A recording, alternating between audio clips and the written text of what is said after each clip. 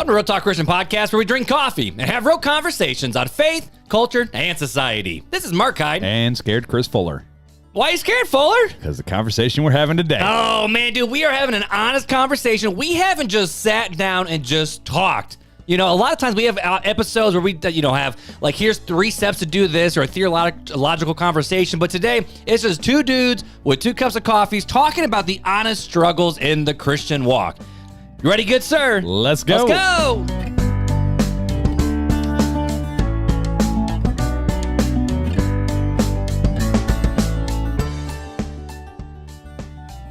Oh, we muted ourselves. I'm like, what happened? There is no we in this problem, sir. I muted us. I'm a little thrown off tonight, guys. It's a little weird because it's like we are coming in with no notes, and I feel very uncomfortable right now. We do. We have the no intro, banter, coffee, review with the review. And then it just says, time to get real, final thoughts and fun facts. What more do we need? So we were texting this morning trying to figure out, because this is the official, okay, what's today's date? Today is February 17th. This is the final recording date for a very long time for us because of Lennox. Yeah. We're not ending the show, guys. We're not stopping the show. No. It's more just we won't be in studio for a while, but by the time you hear this, hopefully we'll be back together by know. the time this is dropping. But for us, Maybe. we're legit recording 4 episodes tonight, which is the most we've ever done in one sitting. So it's going to be a wild one. We're like, we need one more. And I was like, dude, what if we just sit down and just chat about struggles we deal with in our Christian walk? Like not like what are our deepest, darkest sins, but, anything from, I struggle with this part of Christianity, that part. It's going to be whatever comes off the top of our head, and we're just going to talk about it. It's going to be a real conversation. And so tonight, we're leaning into our tagline harder than we have in a while, where we actually are drinking coffee. We are. We ain't drinking tea.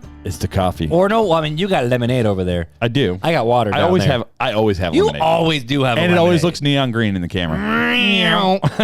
Why is that? I don't know. Like, do we need to change the coloring or something? I don't know. Maybe it's just the fluorescency in the whatever the chemicals I'm drinking. Maybe, but if you're watching on YouTube, we're trying this different angle again this week, guys. So if you're on YouTube, let us know if you like this angle or the other angle better. We're still trying to get the audio to sync up with the video. Hopefully it's better. It's a pain in the butt. Hopefully it's better. We're not going to lie. It changes like every week. So it's a pain in the butt. Sorry. It's all good. Actually, it's pretty good. It's usually pretty good with StreamYard. And StreamYard's on point. That's OBS. That's my game plan, right? Is to learn the StreamYard. You sound like a pastor talking about the FaceGram and the InstaChat and the Snap Space. The Instacrack. I mean. No, those are Amish donuts. Oh, yeah, Amish crack. They are. But you brought a little fun, cool game I want to dig into. So we're going to start with the game. We're not going to start with coffee or review. We're going to start with the game. We're going to start with the game. So it was funny that Mark downloaded this game, and it's a get to know you or how well do you know your friend. Yeah, so I was like, let's see what happens. And so what happened was, and maybe we'll play this again on the next episode, but you'll get the answer. No, you're not getting out of this. You'll get the answer, and then I'll pick it for the next episode is what I'm saying. We'll do it again. But this episode, I went through and picked all my answers, and now Mark is going to go on here, read the question, read the choices, and see if he can guess my answers. And if I'm wrong, that's embarrassing. That's going to be really bad, guys. Let's see how well you know me. All right, here we go. It says, are you ready? Continue. Chris's favorite season. Is it autumn, winter, spring, or summer? It's one of those. I'm going to go autumn. I'm going to go with autumn. I'm right. Boom. Yes. Okay. All right. If Chris was a video game, what type would they be? Would Chris be an action, sports, adventure, or party? Am I supposed to put the answer that I think you really are going to say, like what you really are, or the funny answer that, because I'm like, he's going to put party, but in reality, I think you're an adventure game. Okay. Yeah, you're an adventure game. Because I'm like, dude, you're not like an action blow them up. You're kind of more like that free flow. I'm like the Skyrim guy. Yeah, like Skyrim, Oblivion. Totally, and those are my favorite games. So. Which, okay, do you remember Need for Speed? Did you play Need for Speed way back in the day? Yeah, I did. You're talking about the PS1 days, right? Eventually into PS2. Yes. Because I was not allowed to play it when I was on PS1 because Mom... Oh, really? Well, because... Those were fun ones. Yeah, but with PS2, I got... My first one was Underground 1. First car that I ever drove on that game. It's still my favorite car to drive on that game today, and that's the Porsche 911. Oh, the 911 Turbo? Yeah. Yep. So, but I was going to say, on Need for Speed Underground, you had to do each one in order, but Underground 2 was like one of the first games where you could just drive around the city and do random challenges, and then there was Midnight Club Dub Edition. I love that one. What was it? There was a drift one, too. Tokyo Drift is the movie. But there was a drift. I forget what it was called, but it was a Need for Speed Drift, and that was a really fun game too. I think my mom didn't let me play it because you were trying to run away from cops. I think that's really why she's probably said no. Yeah. All right, so you're 2 out of 2 right now. Yes, I'm 2 out of 2. Let's see how it goes. Okay, so what is Chris's favorite type of music? This is an easy one. Pop, rock, dance, or country? I'm a little bit country. But I don't know I'm because you love rock too. Like it depends on what era and what mood you're in. I would say. But if I just say your favorite type of music, I'm going with rock. Let's find out. Out of those four, I'm saying rock. Woo! I'm 3 for 3, folks. 3 for 3. Are you guys 3 for 3? Either I'm predictable or you actually do know me. All right. So what animal is Chris most like? Now I feel like no matter what I answer, my answer is correct. Because read the is option. Chris most like a dog, a cat, a lion, or a turtle? I'm going with turtle. Turtle. No, time. you said cat. I should have said cat. Dude, man, I'm a quiet. I keep to myself most of the time.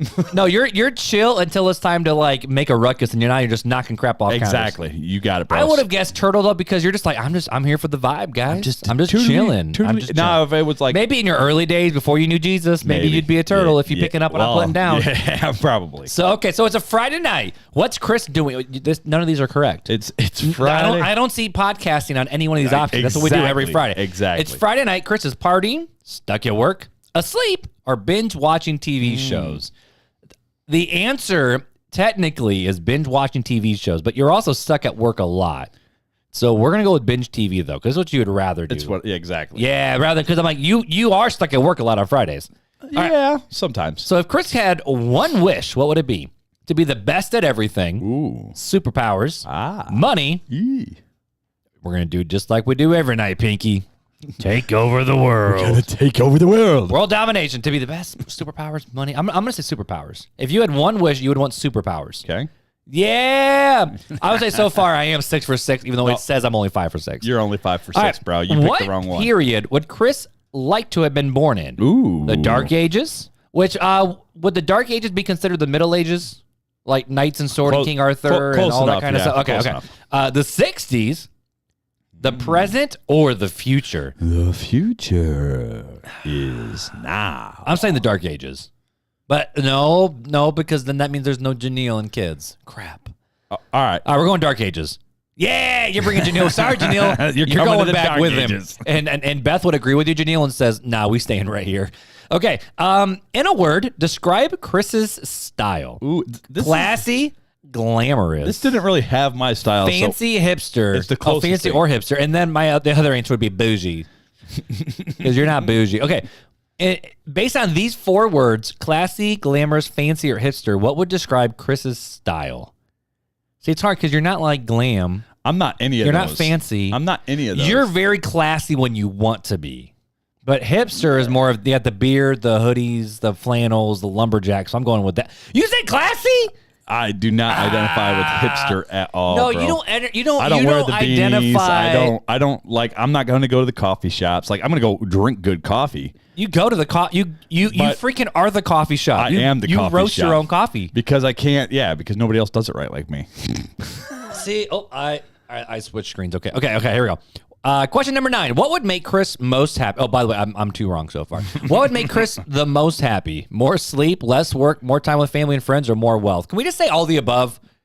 I mean, that's kind of dope. everybody. But more time with friends and family, 100%. That would make you the most happy. No question. Yep. Absolutely no question. What does Chris look for most in a friend? Let's see if you get this right, my good man. I don't see the word, but see, I don't see the word hot in here. He doesn't see the word Hyde is what he meant to say. No, hot. I meant to say hot. Why? Are you a little warm? No. Do I need to turn it down? You can't turn this down, baby. Oh, buddy, loyalty. Loyalty, kindness, humor, or intelligence. What does Chris look most for in a friend? Intelligence, humor, kindness, loyalty. I'm going to say loyalty because you're a loyalist at heart. You are a loyal. Yeah. Yeah. I feel like we talked about that before in an episode Probably. Once Upon a Time. You're a loyalist, 100%. All right, here it is, man. What is Chris's favorite color? Our friendship hinges on this. Crap. Dude, okay, I don't know. I know what Beth's real favorite. Do you know what Janelle's favorite color is? Yes. What is it? Blue. See, Beth's is technically gray.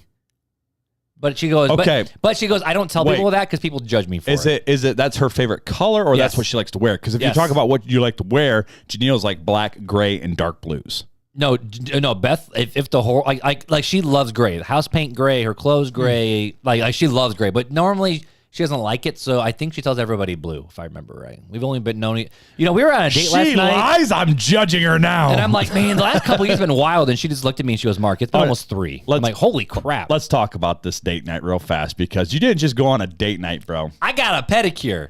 My first ever pedicure, and it was glorious. Except I got terrified when all of a sudden out of the drawer, she pulls out this massive cheese grater. And I'm like, what the heck are you going to do with that? And Take off the calluses. And my feet feel real nice. Hey. They feel real nice. You just went from Target bougie to bougie. Bougie. I got that sea scrub.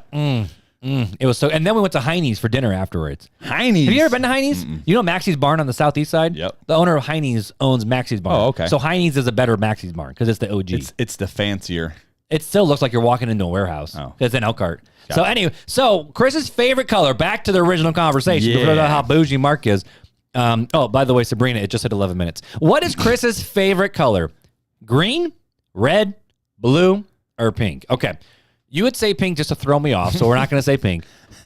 I was honest in all of my answers. I don't think it's red. The only time I've ever actually seen you wear red is you have a red Chosen hoodie, right? Or is that Janelle? No, you have the red Chosen hoodie. But then you also have that one red hoodie when you gave yourself the samurai haircut and walked into church and completely threw off all the welcome for church. The Comedy Barn hoodie. Oh, is that what that is? The Comedy Barn? Yep. Which, side note, you see there's a new comedy club open up in Niles? I did because of your post, my good man. I made the website. It's a toss-up between green and blue. Jeez, I'm going just OG blue. Bro. No, it's red? Bro, red is my all-time diehard. Were you trying to help me out when you said what's your favorite color versus the color you wear? Were you trying to lead me there? Because you don't wear red. I wear red a lot. Do you really? Oh, Janelle, confirm this. I do. Ask her. You could ask any of my kids and they'll tell you my favorite color is red. Really? Oh, yeah. Wow, I suck. It's all right. That's okay. It's all right. That's all right. I throw you off because I wear a lot of Chosen gear. That's all true. good. Like right now, you're wearing the 5 Lows 2 Fish shirt. And whenever Chosen has red, I buy it. So, now right, I know. This one should be an easy one. What's Chris's favorite type of movie? A comedy, an action, or romantic, or sci-fi? Oh, you're a funny man. 100%. You're a funny guy. You're the funny guy. What sport is Chris the best at? Baseball, football, basketball, or hockey? Are you best at?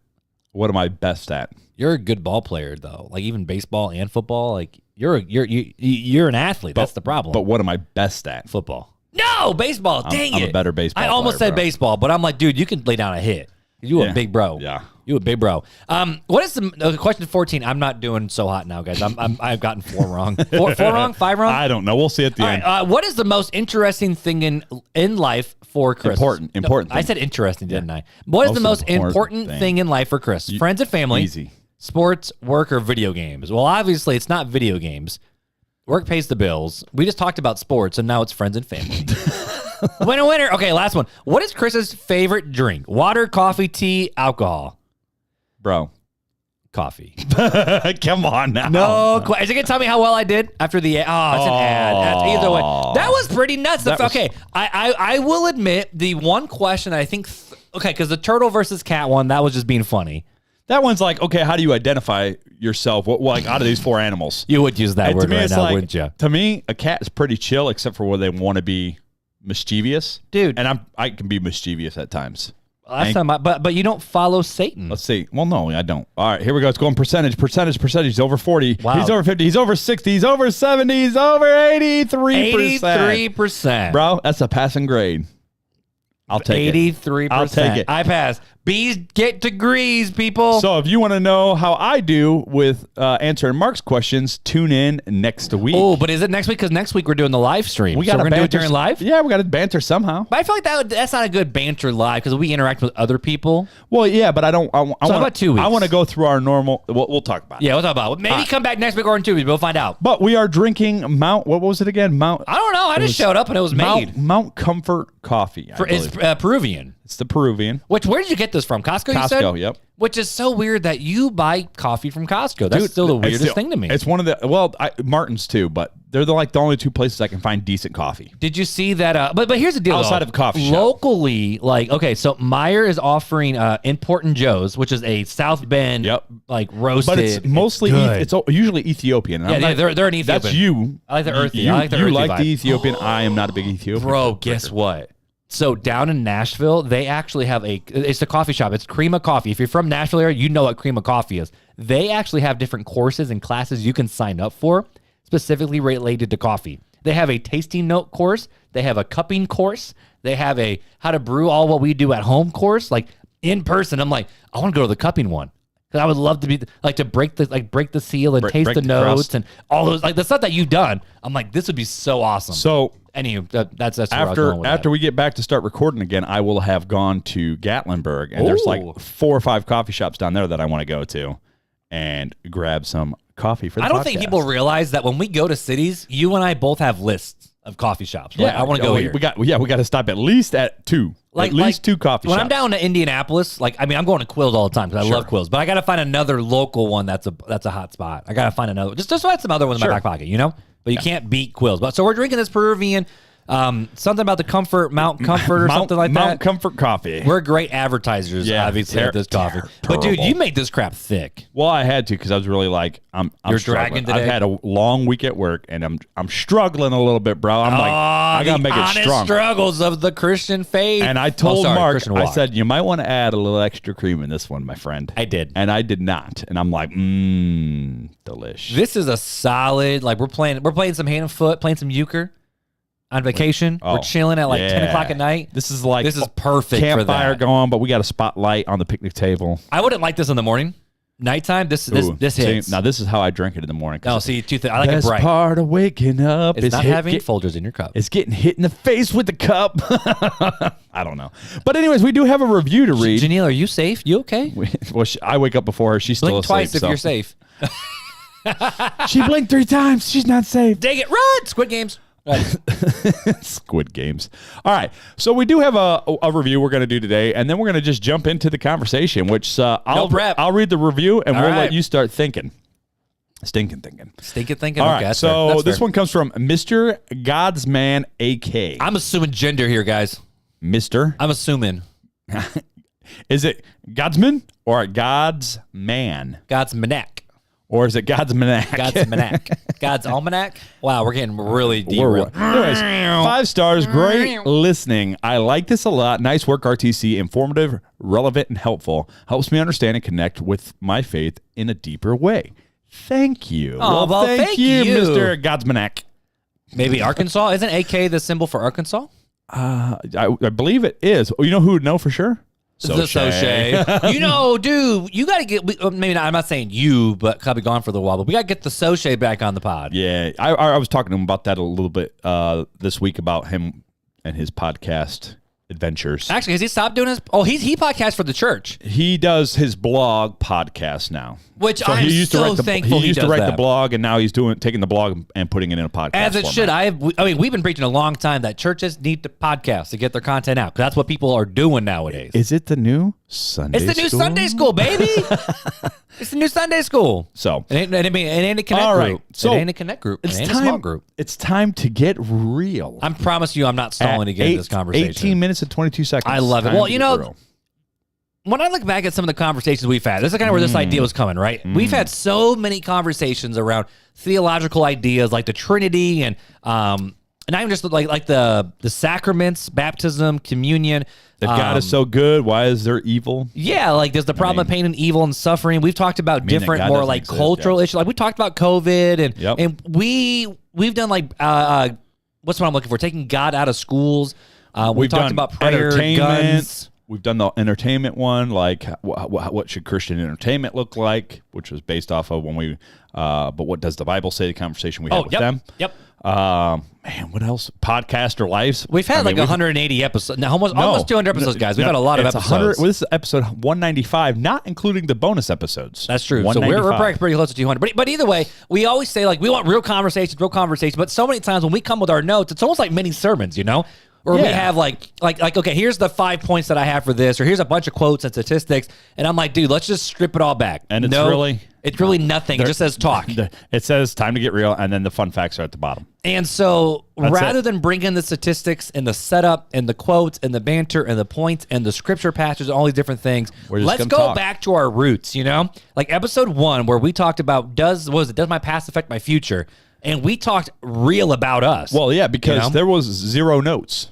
No, we just showed up. The early episodes of RTC, I think the first, I don't know, probably 10 episodes? It was until Sochate said, you guys don't bring in the Bible a lot to your conversation. I think it was like the first 10 episodes was just like no notes, no prep. This is the subject and this is what we're talking about. And we just came together and talked. And we showed up with stats and quotes if we wanted them. Like that was basically it. Yeah, but like no notes, no like, okay, we're going to be intentional about this. Teaching. Yeah, exactly. It wasn't a sermon in our Sunday school. Yeah, and so I thought it'd be a lot of fun for us. This also came out of mine and Beth's conversation at dinner the other night too, about just what are some different struggles that we have with our own Christian walk. And this is, we've done ones about like how to get over past sins and dealing with sins. And, sure. And so my thought for this was it could go any way, such as like not dealing with what sins do we have and confessing the sins, stuff like that. But more like what do we as struggle? A Christian, where do you struggle in your walk?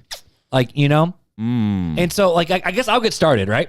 I'll get started with this. You're going to make it an easy one, too. You're going to be like, not your turn, Chris. My biggest struggle is waking up for church on Sunday. No, that's not really that. Best part of waking up is getting hit in the face with a cup. Thanks for listening, guys. Come back next week. Same time, same place. But, it's been a challenge ever since I stepped out of the pastorate, with my Christian walk. Because I say this tongue-in-cheek, but in a sense, when I was a pastor, I was a quote-unquote professional Christian, as in I was paid to be a Christian. I was paid to study, read my Bible. Right. I was paid to study. I was paid to pray. I led how many? 1, 2, sometimes 3 or 4 different small groups during the course of a week, based on the different variations of adults and teens and stuff like that. Sure. I was teaching, multiple times per week, sometimes on Sunday mornings for the whole church or just the student ministry or for college or for parent workshops or whatever. So I was always studying. I was always prepping. I was always asking, God, what are we doing? Where are we moving? What are we trying to do? And I was trying to literally lead teenagers to follow Jesus in their own lives. And my job was kind of like a player coach, or not even a player coach. It was more of just a coach of like, okay, let's do it. You guys go back out. We'll talk during the week, come back. Hey, how are things going? Let's get back in there type thing. And so I was like the master encourager. And now it's kind of like I work a job just like in every normal dude where it's not faith-based at all. It's a job. Like it's not it is a ministry because I minister through it. Sure. But it's not an explicit Christian. It's not an organizational Christian entity is what you're saying. And so you're not being paid to be a Christian anymore. No. Let's boil it down to what it is. That's what it is, right? Or paid to walk my faith. Right. How about that? Sure. And you're going to hear me going, a lot as I think through, my thoughts with this one, because again, there's no notes and no prep. But, the idea of the fact of, for me as a Christian, of what does it mean to walk out my faith every single day? And now that I'm not in the pastorate, I wake up, I have a butt ton of kids, I get to work, I finish work, we have dinner, a couple hours, bedtime, and then we're just exhausted. It's the idea of how do I intentionally actually walk out my faith in a way that makes sense? And I feel like it's actually a lot harder now than it ever was before. Because again, I was always in Bible college, seminary, teaching, seminars, workshops. I did all these things, and now all of a sudden it's like I don't do that anymore. Right. And I have my kids to teach and to train, and that'll be a different struggle that I'll talk about later, I think, if we have time. But I would say the biggest one for me right now that I'm actually struggling with is, what does it look like to have Jesus in my life every day? And again, I'll be honest, I'm not good at it. Right. Like the idea of waking up and picking up my cross and following Jesus, I get ticked off a lot. I get angry at the kids. I'm so focused on my work. Sometimes I over-focus on my work. I got to make sure I take care of all the physical needs of the kids. And I'm scared sometimes to go into the spiritual side of the kids because of all the stuff you see nowadays with, Gen Z coming up, and also the millennials of like, oh, I was brainwashed and I hate Christianity and this, and this. And they just tried to coerce me into this relationship. And I'm like, well, yeah, I want my kid to find their own way to Jesus, but at the same time, I'm called to teach them and raise them in the ways of the faith as well. So how do I balance that? And then my own personal walk, finding the time to now read my Bible and study and pray. And then there's time I'm driving in the car where, I'm vibing to country music a lot these days. And it's like, I don't even feel like listening to Christian music all the time, because either A, I think it's awful. It's just not good. Or in terms of just musically, lyrically, whatever. But it also is just, I'm also not in the car as much anymore. I don't drive around as much anymore, besides taking the kids to school there. Your office is at home. So, yeah, I take the kids back and forth to school, but sometimes silence is the best treat. after dropping those kids off at school for 20 minutes. So it's like, I guess, one struggle in my life, and I guess, this is where the conversation kind of segues into your opinions and help me out with this, is the fact of how do I keep my eyes and focus on Jesus every single day, but more so the fact of feeling like I'm a Christian and knowing like, yeah, I understand. I'm very good with the head knowledge of Christianity. I'm very good with the philosophical frameworks of Christianity. I can argue with the best of them. Sure. When it comes to defending the mental and academic side of Christianity. Right. But when it comes time to experiencing the faith, when it comes time to, trying to lean into the Holy Spirit, when I try to do these things, I tend to be a lot more pessimistic. So if you had to boil it down to one obstacle. Oh, geez. One obstacle in your, and I don't mean it as an obstacle like a bad thing, but kind of like something that distracts the most. If you can pinpoint it to one thing, whether besides my kids? Maybe it is. Maybe it is. No, right? That's an excuse. That's an excuse. But what's one thing that keeps you on a consistent basis from being able to steadily be in? Oh, I mean, the answer's myself.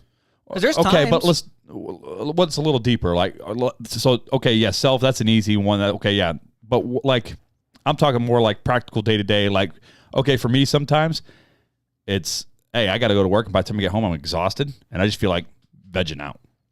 I just want to veg. I mean, my job, and this is to me, it's like laziness almost, right? Yeah, and that's what I'm saying for me. Yeah, that's what I'm saying for me. And my job isn't so much like my job obviously is not physically demanding. I sit in a chair for 8 hours. Well, it's but still my mentally. Brain, well, that's it. As I have phone calls and Zoom calls and millions of emails, and my job is to think and to problem solve. My job, I problem solve all day. Sure. And so by the time like I get to dinner and then have dinner, man, I love my kids to death, but there's a real sense of you got 7 little people who are all vying for dad's attention over the course of an hour and a half before bedtime, and it's hard. So then that leads me into my next question of, is there a structural way that you can restructure to allow time when you're fresh? So like in the middle of the day, you mean? Because that's when I'm fresh. So in like, the middle of the day. okay, for me, right? I used to get up 15 minutes earlier in the morning, even though it sucked.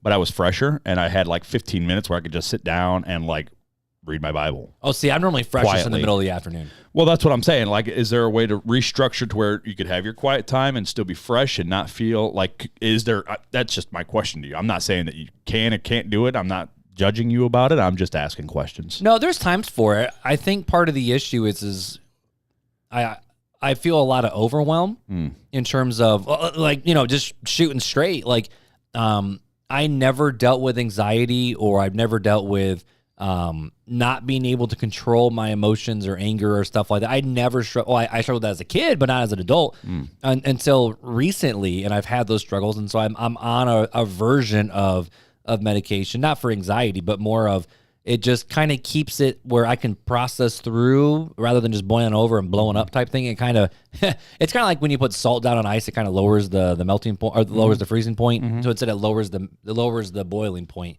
a little bit. So I'm on medicine to help me with that a little bit, but it's more of just the overwhelm of not the fact of I have a lot of kids, but there's also a lot of emotional stuff that Beth and I are having to work through when it comes to, we have 2 kids who are only with us every other week.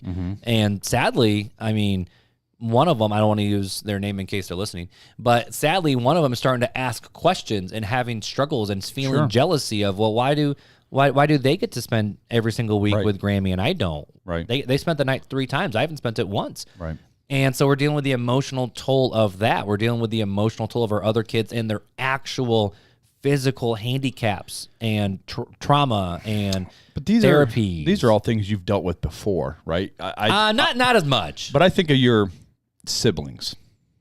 I think of some struggles that some of your siblings have. Yeah. And that's still emotionally taxing. Not as much. The loss of your dad. The struggle with your stepdad. I mean, this is a different weight of, this is a parent. Sure. Like this I would say this is a parent weight that I feel. But what I'm getting at is, you've had struggles, right? You've had to deal with some really hard emotional struggles, and have you done okay? Mm-hmm. What do you think has changed, other than yes, it's multiplied, and yes, you're a parent, but in yourself, is there something that has changed? Back then, I only need to look out for myself, and that's really what it came down to. Is like my siblings, although I'm close to my siblings. I'm not as close as what other people do. Like I kind of like you do what you got to do. I'm gonna do what I got to do, and that's kind of it. Whereas now a lot of the emotional weight is actually walking through the kids through their own trauma and struggles and frustrations, and because especially the older kids, they're starting to ask questions about all their stories and their biological parents and why would they do this and why am I like this, and we're dealing with the weight of that and dealing with the weight of their school and.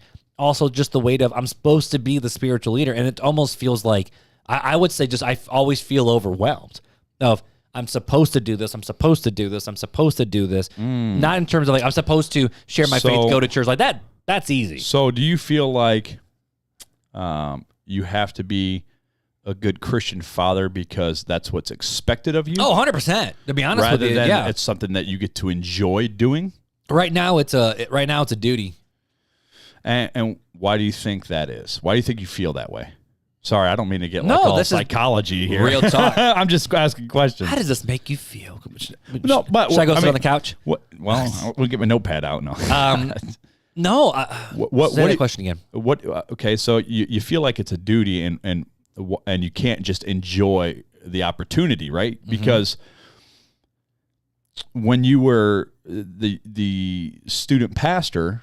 You dealt with lots of situations. I enjoyed every moment of it. And you thoroughly enjoyed it, and you were very involved. Now, yes, you didn't live with these kids, and that adds a whole new aspect to it, but you thoroughly enjoyed that part of it. More, I think, than you did the actual teaching and preaching and all that stuff. You enjoyed the relational part of it. 100%. And your heart has always been kids, especially troubled, struggling, or mentally handicapped kids. You've always had that heart's desire. So what do you think has changed other than them living with you? Is there a change, or is it just the fact that they're with you 24/7, you don't get a break? No, I think it's I'm learning, especially as the kids get older and you start realizing I only have, like our oldest daughter is 11, I only have 7 more years with her until she graduates high school. And I'm prepping to send her out. Sure. And how do I parent and raise her in such a way where she can go out and be her own adult and be a functioning member of society who loves Jesus. And that's what Beth always says is we're trying to raise our kids to be functioning members of society and love Jesus. That's it. But I guess it's different. Like as the youth pastor, my job was never to raise these kids. My job was to be an influence and a mentor and answer questions. But at the end of the day, all my teens knew, and you can go back and ask Eli and Jagger, I never convinced or coerced or twisted arms for them that you have to be a Christian, but it's more of, I know I'm allowed every argument and let you make the decision. But with my own kids, I feel like the weight is so much bigger, and it's hard because, like you said, and it's also the fact of, it's kind of like what's in your cup. Whatever you get bumped, that's what comes out of your cup. And it's like, it's really hard for me to fill my own cup in general. And if I can't keep my own cup filled, how am I supposed to fill up my kids' cups? And I felt that way many times in the student ministry, where of leading on empty, and how do you do that?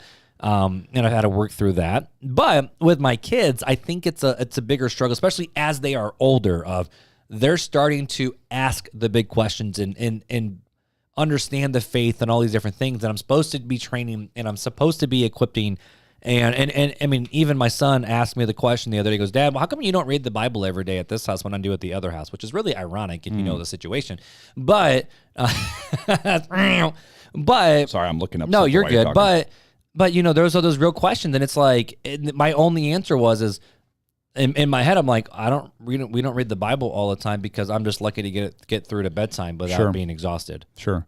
So, Janelle, you're talking about all this stuff, and it reminds me a lot of some things that this person said. So Janelle actually told me, hey, focus on the family, which I don't listen to very often, even though I think that they have good quality stuff sometimes. I think a lot of the times it's very basic.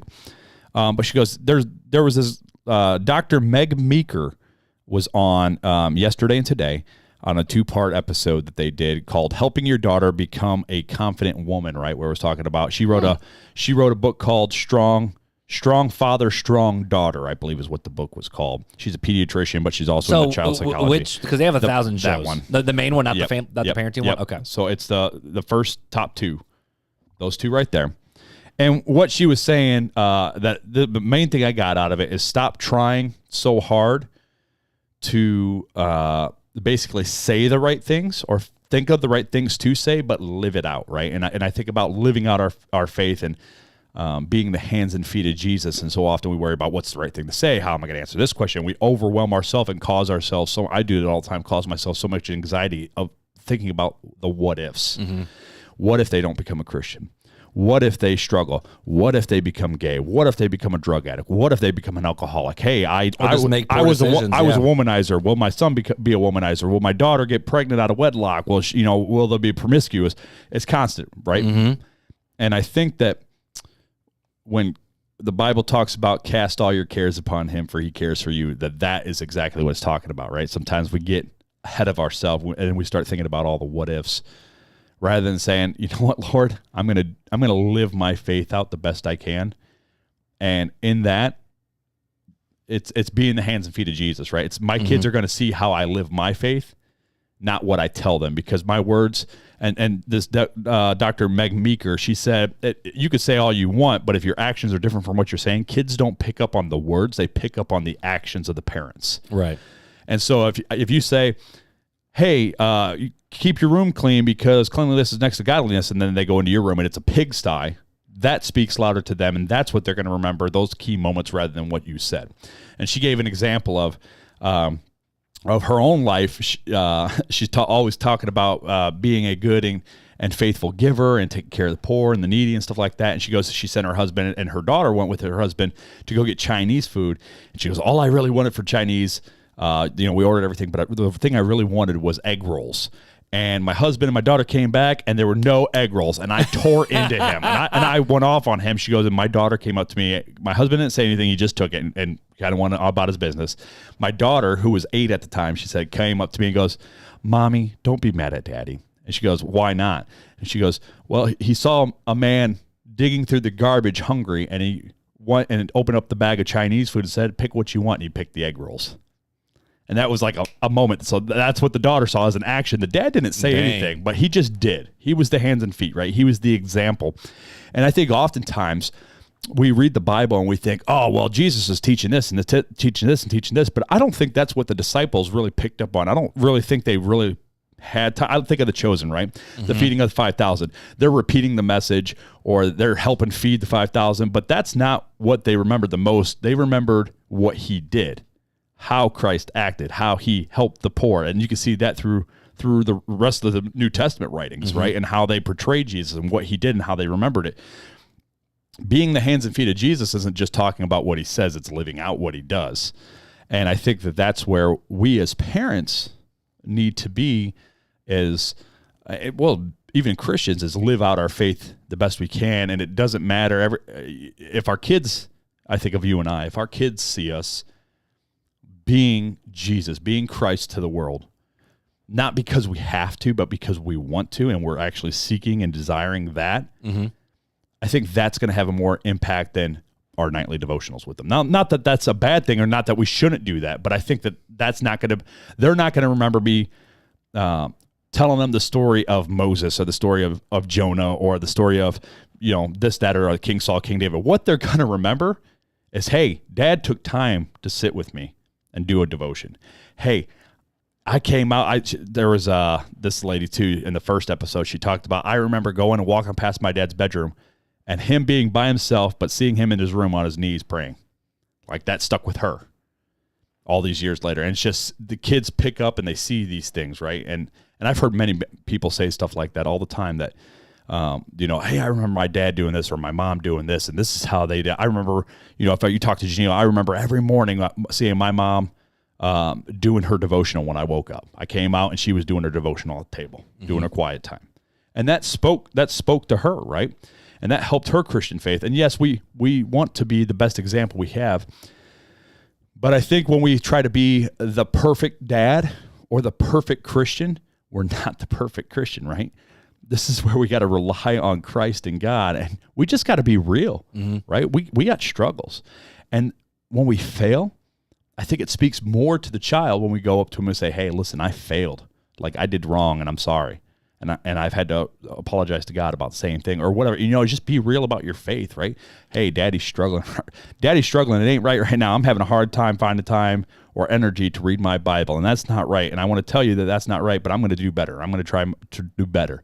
I'm going to listen to the Bible while I'm working. I'm going to listen to the Bible while I'm driving. I'm going to, pray while I'm driving in that 20 minutes of silence. I'm finding these little times where normally I would listen to country music or I'd watch The Chosen or watch Madam Secretary, and I'm going to just take 10 minutes, 5 minutes, and say a prayer.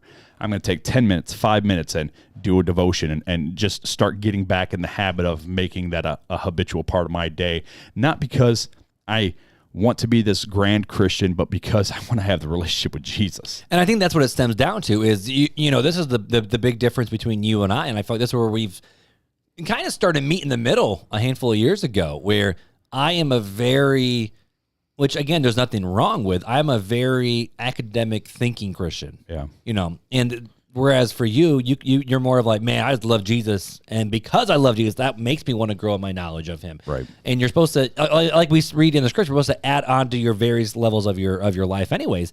But with me, I'm such a mental thinker. So like when kids ask me questions, normally I have to look at Beth and go, how deep am I going into this answer? Because it sounds really bad, but there's generally a question that the kids will ask that I know the answer to. It's just how do I say this very, very, very big answer to a 9-year-old? That's where it gets hard. But it's not so much of the, I'm scared of and some parents feel this where it's like, man, I don't know how to answer the questions and how do I do these different things? And I don't necessarily feel ill-equipped to do that. I guess I feel more ill-equipped to handle their heart and their emotions in that, because I'm one where I've always struggled to bring my head knowledge into my heart and to just feel and know and experience. And because by my natural tendencies, I'm more of a pessimist.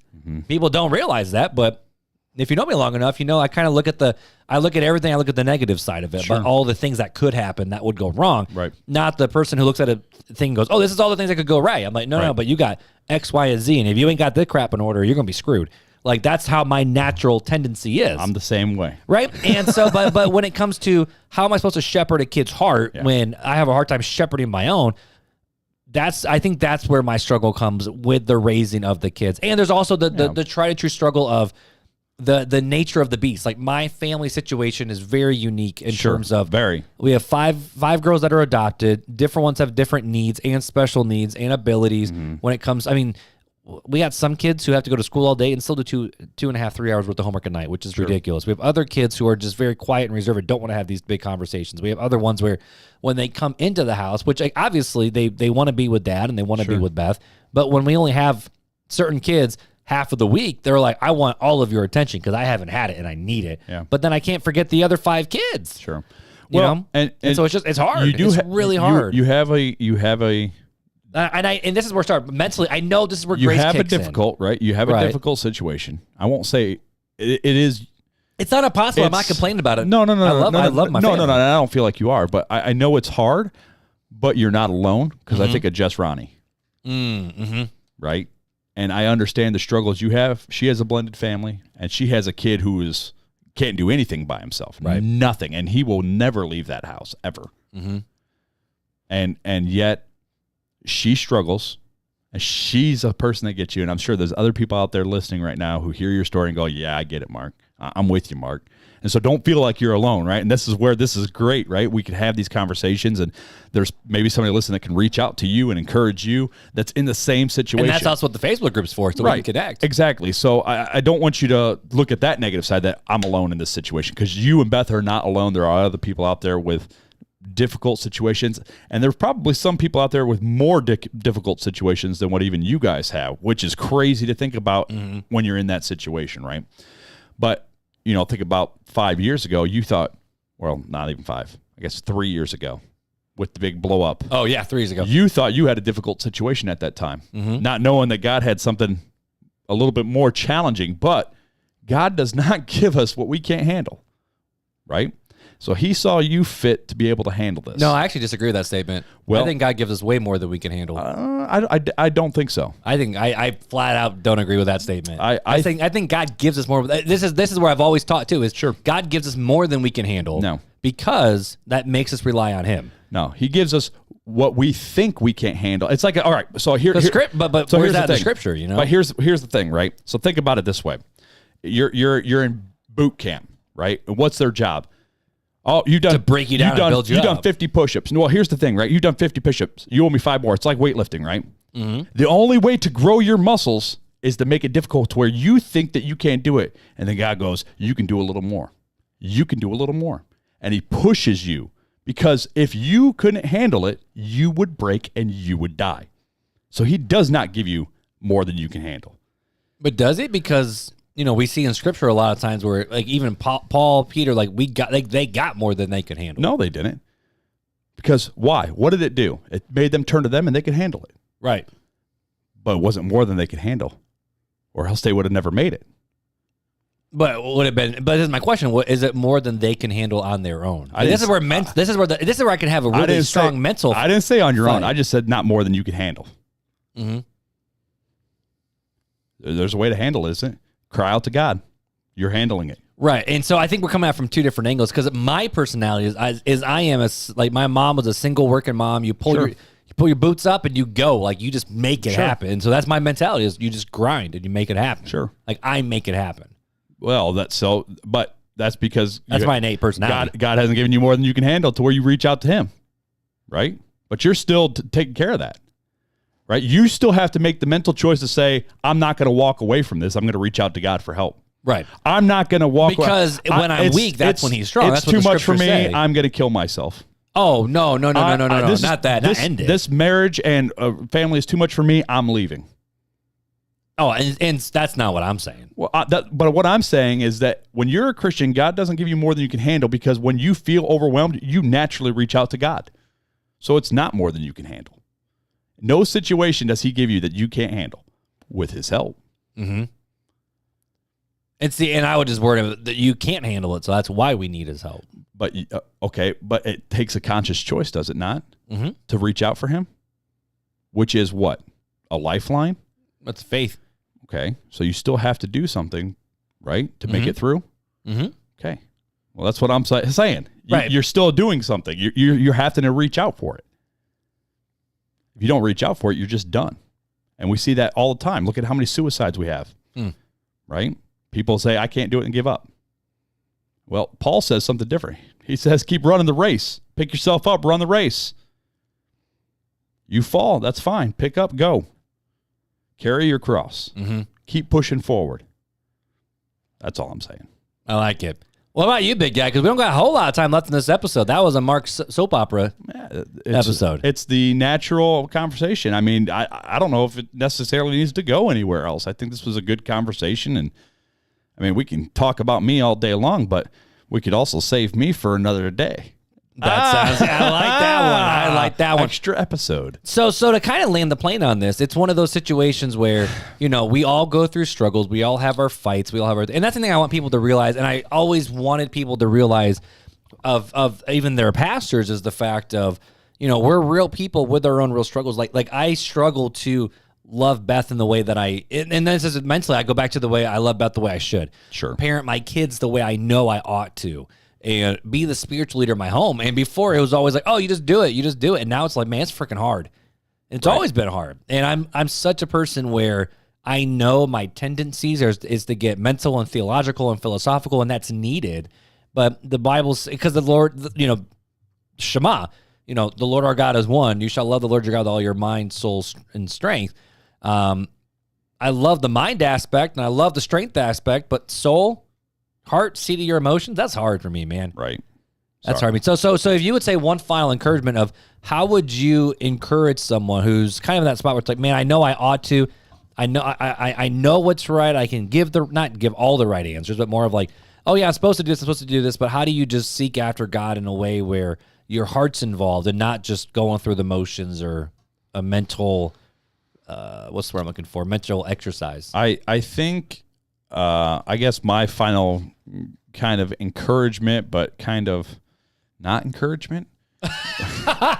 That's how we gonna end it, folks. Let's do this. Would be, it's like a drug addict. Until you're ready, you ain't ever gonna do anything you ain't gonna do. And so until you're ready to make it a heart thing and go past the knowledge, you ain't ever gonna have a heart thing. That's something that you have to work on. I did see a statistic about the fact of when people are on drugs or alcohol, cigarettes, anything that's an addictive personality, they say that they never win because they're doing it for somebody else. They only actually get victory when they do it for themselves. Exactly. And so for me, you doing the grind, right, from the story I'm hearing, you doing the grind is your addiction. You being the Christian because you have to grind to be the Christian. You have to be the dad with all the faith. You have to lead. You have to lead. You have to do this. You have to do that. And so until Mark stops, well, even with my job, I've always been addicted to the grind. Right, but until you stop being addicted to Mark doing, and start being addicted to Jesus. Sorry, DC tongue. 90s music. But until you really cast your cares on him and say, I'm giving this to you, God, you're always going to struggle with the feeling over the mind, the thought over the heart, the doing it out of duty rather than doing it out of want to. Mm-hmm. And that would be my encouragement for anybody is get out of your own way, whatever that addiction is in your life. Step out of it and look to God to help you if you're feeling overwhelmed, anxious, tired, angry, depression, any of this because of your Christian life and it's not where you want to be. It's not a bad thing, right? That's the start of saying, hey, I'm getting to the point where I'm ready to give up and give it to God. And that's what you need to do. That's what God's saying. It's about time. Hurry up. Come on, let's go. All right. That's not it. Let me throw a little bit more on you. Let me throw a little bit more on you. Maybe one of these days you'll turn. Let me throw a little bit more on you. And that's what I find what God did to me, right? He kept throwing stuff on and throwing stuff on and throwing stuff on until finally I go, look, I can't handle this. I got to give it to you. And I broke down in tears crying about how horrible of a Christian I was, how horrible of a parent I was, how horrible of a friend I was, how horrible of an employee I was. And I go, God, I can't do any of this without you. I can't do any of it without you. And I'm going to stop faking like I can. And either you're going to help me or I'm going to sit here and wallow in my sorrow because I can't do it on my own. I've given you everything. I've tried to be the good Christian and it has never worked out.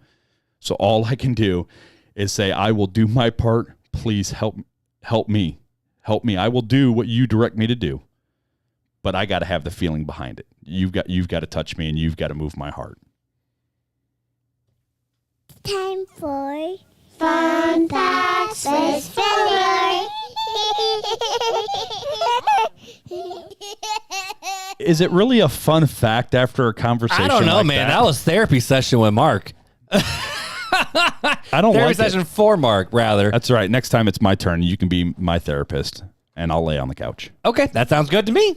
Not next episode, guys. No, not next episode. No. Next time we do an episode like this, huh? Yeah, after Lennox. After Lennox? When we come back. I like it, man. Well, let's end this episode because day of recording, we have a live stream to get to with our wonderful folks. 11 minutes. And I love it. Enough time to go use the potty and come back. You just said potty on air, man. All right, well, give it to us this fun fact to end this episode, my dude. So here's the fun fact. The coldest temperature ever recorded was negative 144 degrees Fahrenheit. Wow. That is freezing. You might think you're accustomed to frigid air and blustery winds. Especially in the Midwest. Right. If it wasn't for the wind.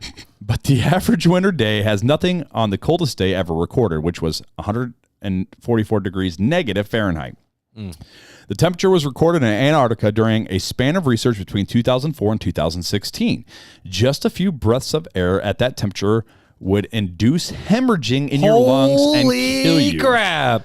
That's not a fun fact. That's a terrifying fact. Well, it's a fun fact because hey, when it gets down that cold, don't go outside. I mean, when we were up at Northland, when it would get negative 30-degree wind chill, they would say you could not have exposed skin for more than like 15 or 20 minutes. Well, we had that last year. We had a real over here in the Midwest. In Indiana, we had a couple of days like that where it was like, I don't remember. What did we call it? It was the winter vortex. Yeah, that's what it was. The Antarctic vortex. So needless to say, people need to stop complaining about how cold it is. Unless you live in Canada, then you can complain. They call that summer. But in reality, I don't know. I don't know how people live farther north than the Dakotas. That's just wild to me. It's okay during the summer months, but not during the cold months. Because summer months are like 50 degrees. That sounds fantastic. I've been to Alaska. Alaska ain't too bad in the fall, man. Right, well, not too bad. You know what's also not too bad? What's that? I don't know. I don't have a good transition for that one. But either way, guys, we love hanging out with you guys week in and week out. And we have been so thankful for the great community over in the Facebook group that has been seems like growing every single day. And our YouTube following has been growing and our listener rate has been growing every single day. And it's just been so much fun being able to bring you guys content every single week. And we hope it's encouraging and engaging for you as well. And don't forget to go check us out on YouTube. Hit that subscribe button and the bell notification. So when we're on these special live events that happen every once in a while on YouTube, you get notified. You can jump on and join the conversation with Mark and I.